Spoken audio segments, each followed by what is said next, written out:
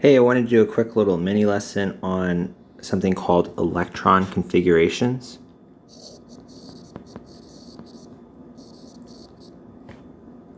Electron configurations, which is basically a way of naming or a naming notation for orbital diagrams.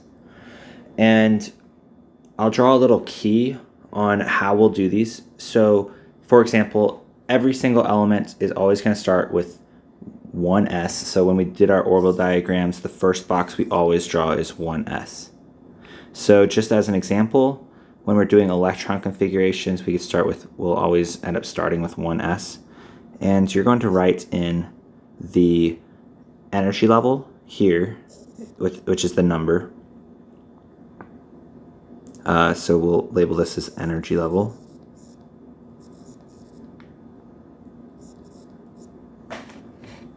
And then we have our orbital, so the s orbital. And then lastly, the number of electrons in the orbital is represented in the exponents with just a number. So we would call this 1s2 to signify the that it is the first energy level, the s orbital, and that there are 2 electrons in the orbital.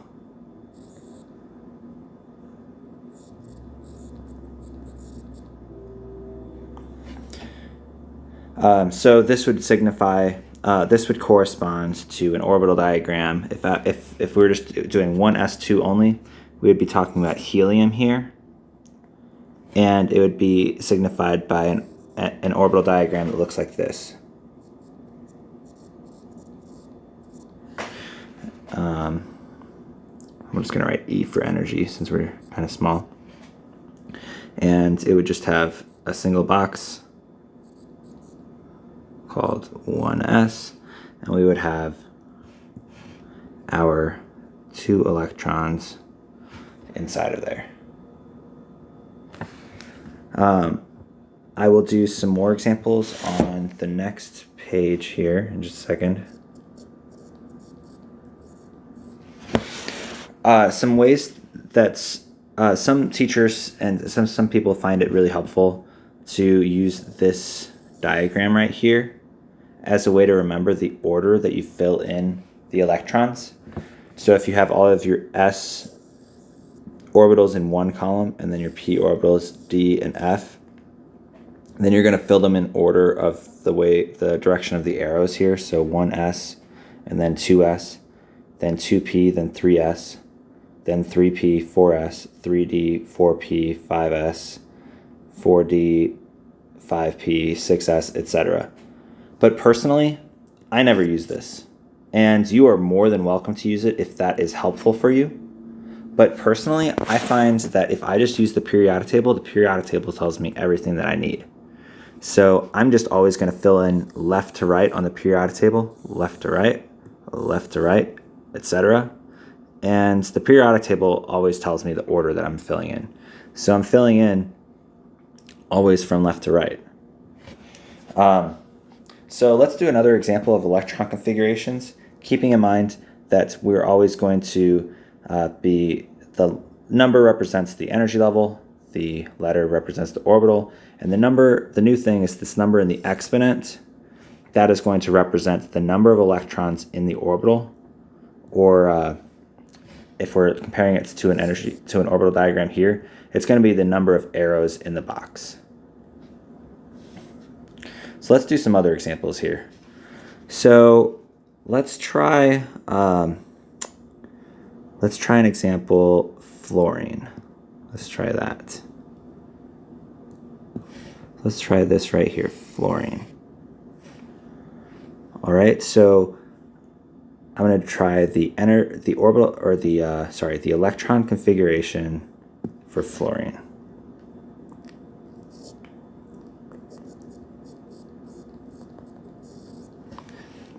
fluorine, electron,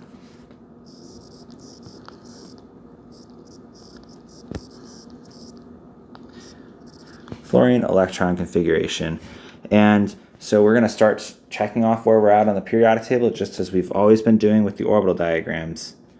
And we are going to so check off 1s, and we have 2 electrons, so 1s2. We're now located on the first energy level, s orbital, and there are 2 electrons that we just filled in.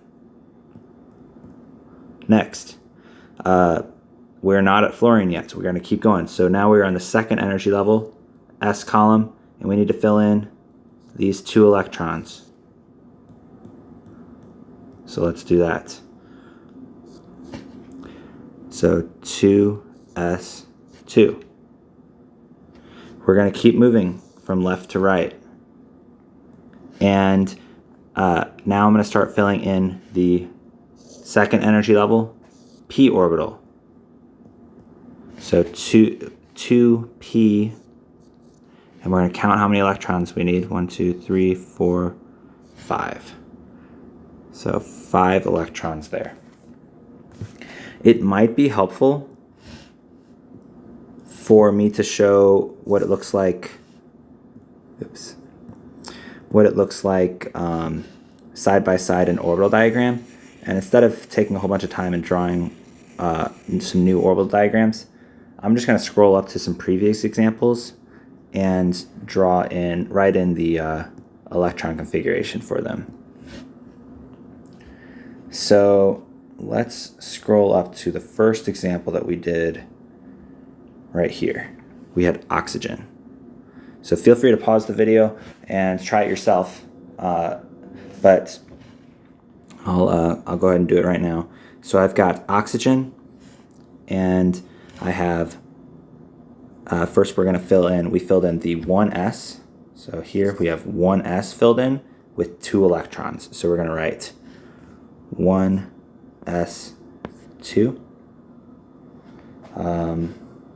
And then next we have the 2s orbital here. So I'm going to fill that, I'm going to write that in, 2s, and I have 2 electrons in there. So we're going to write the 2 like that. And then we have the 2p orbital comes next. And I have 1, 2, 3, 4 electrons in there. Again, the number and the only difference here is that instead of drawing the arrows, we're just writing it all out in order, and instead of drawing the arrows, we're writing the arrows are represented by the number and the exponent. So the number and the exponent represents the number of arrows in that orbital. Let's try another one. We have silicon was another example we did. So we have our first orbital is going to first energy level in orbital. We have 1s. How many electrons do we have in here?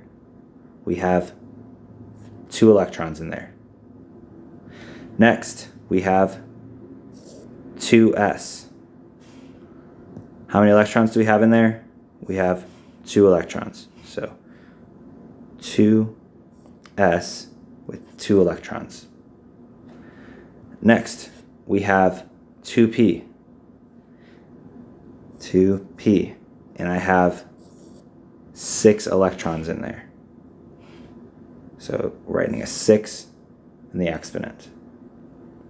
Next, we have 3s. 3s. And I have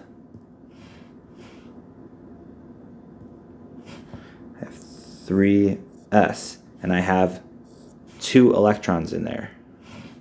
So I'm going to write 3s2. 2 in the exponent.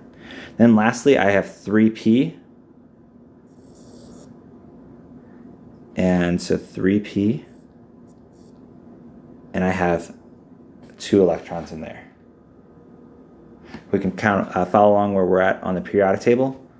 We got, we've got 1s2, 1, 2, 2s2, 2p6, 1, 2, 3, 4, 5, 6, 3s2, and 3p2. All right, let's try another example. Here's a little more complicated one. We're just going to always fill these in from left to right. And again, this d orbital is where it might get confusing. But again, I would just look at the periodic table to see that, for example, we filled in the 4s before we filled in the 3d, so that's going to come before the 3d in the electron configuration. So again, here's another example for us. We have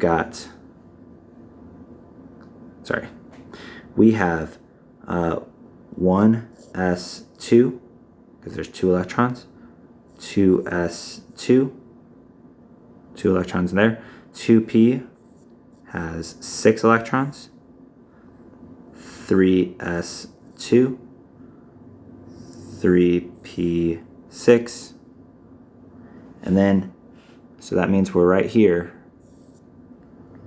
but we have the s got filled in next. So we're moving. Let's look at our periodic table. We're moving from left to right. We just filled in these. So now we are here, and we're going to fill in the 4s. So we're going to write 4s. And remember the order that we filled it in when we drew the orbital diagram. So 4s has 2 electrons. And then next we have the d orbital, where we have the 3d orbital, and I have 1, 2, 3 electrons drawn in there. So I'm going to write a 3 in the exponent. All right, one more example real quick, using these orbital diagrams. So I have bromine, and we're going to fill this one in kind of quick. So we've got, I do not mean to keep scrolling. So I have 1s2, 2s2, 2p6, 3s2,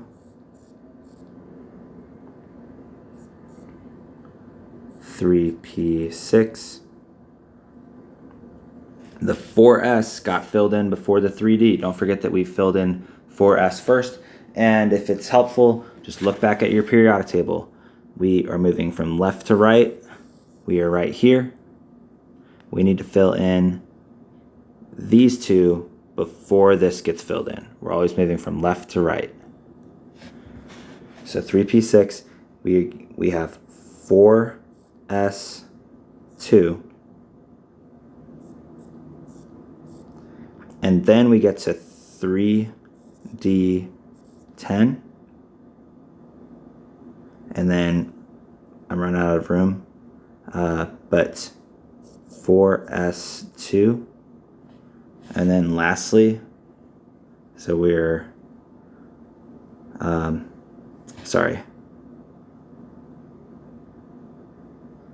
didn't mean to write 4s2 again. So 4s2, 3d10, 4s2, 3d10.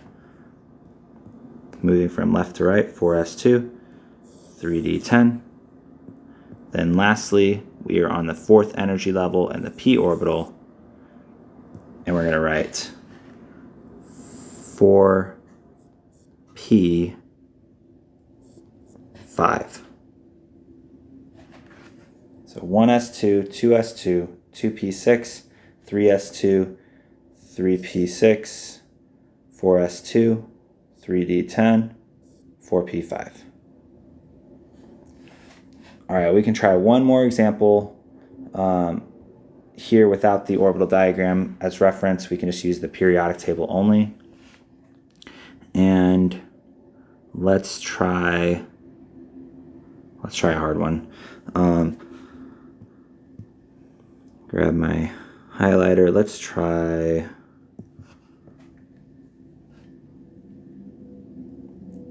tin. SN. All right. All right, so we've got tin electron configuration.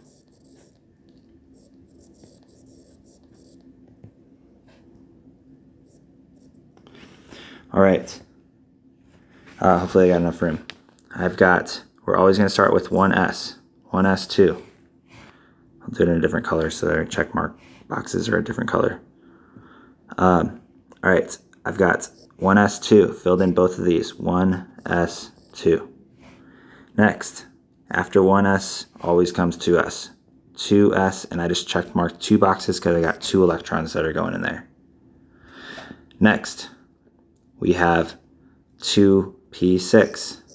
After 2s always comes 2p, so 2p6. We're going to fill in those 6 electrons. Next comes 3s, 3s2. So we're filling in 2 electrons there. We're going to keep going until we get to 10 down here. So next, we've got, after 3s2, we're going to get 3p6, because we're going to fill in all 6 of these. Then we have, I'm starting to run out of room, but we have 4s2. We're going to fill in these 2. 4s2. Then we got to fill in all of these. So we have 3d10. And I'm going to rewrite this because I'm running out of room. But we've got, again, 1s2, 2s2, 2p6, 3s2, 3p6, 4s2, 3d10,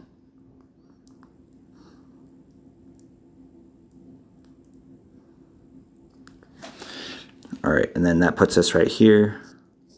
4, 5, 6, 7, 8, 9, 10. We are now here. So this is the 4th energy level in the p orbital. So 4p6. 1, 2, 3, 4, 5, 6. We are still not at 10. So we'll keep going left to right. We are now at 5s. 2. 5s2. 1, 2. And then we are going to go through the d orbital. So we're got, again, d shifts down 1. So it's going to be 5s2. And then we shift down 1 for d. We always shift down 1 for d. So 4d10. 1, 2, 3, 4, 5, 6, 7, 8, 9, 10. And then lastly, we get to 10 here, which is in the 5p orbital. And we're just going to fill in 2 of these electrons here. If you want a way of double checking your answer, I'm always a big proponent of double checking your answers. One way that you can do that is you can count that there are supposed to be 50 total electrons here, because it has an atomic number of 50, meaning there are 50 protons. And if it is uncharged, that means the number of protons equals the number of electrons. So if we were to count how many total electrons we have, which is going to be signified by these numbers in the exponent.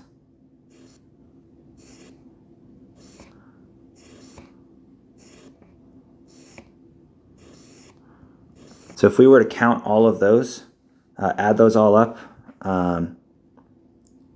we will get 50. So if I count all of those up, we're going to get 50 total electrons.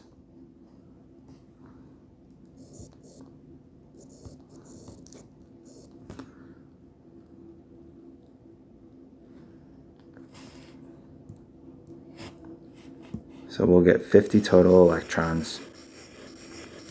Because remember, the electrons are represented by those numbers in the exponent, and we counted those up, we get 50 total electrons, which corresponds to the atomic number, which is the total number of protons. Because it's uncharged, the electron number will be the same. Hopefully that was helpful. I hope this is a little bit easier of a concept than the orbital diagrams. Most people like this a little bit better.